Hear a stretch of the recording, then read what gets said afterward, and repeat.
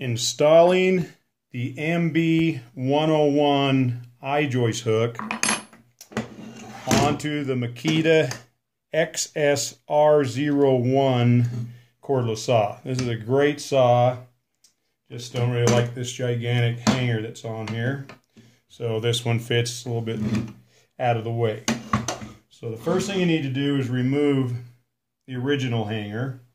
Take a 3/16 pin punch. Punch out the roll pin. Remove the old hanger, save the spring and the spacer. Now, on this MB101, what we've done is measured from the end here, 2 7/16 in, and we've drilled an 1/8 inch hole and installed a 1/8 inch by 1/2 inch roll pin. So you're going to want to take a washer, slide it on against a roll pin, spring, this original spacer, and then the original spring we'll put back in the hole here. That's what we're going to want to do here is clamp this. A lot easier said than done, but let's see if we can get it for a shot here. We have to get it lined straight up.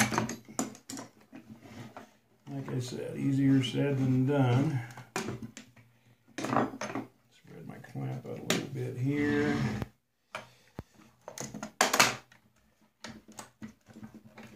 Okay, so if you get it started in first, like that, and get your clamp on. There she is. Push through enough to get your roll pin on. So you'll need another 1/2 inch by 1/8 inch roll pin. And you'll want to install that.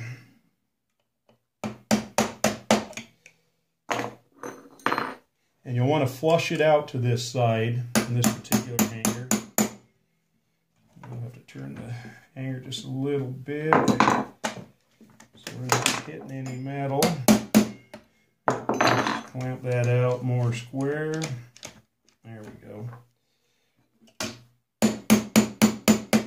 You want to flush that. I don't know if you can see that. You want to flush that roll pin to that side. Anyway, that's simple.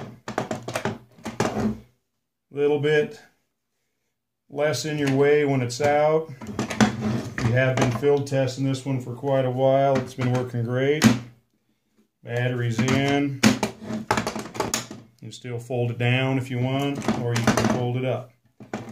If you order this through toolhangers.com and let us know what it's for, we'll be happy to pre-drill it and install that 1/2 inch roll pin and get you all the hardware you need to make it work.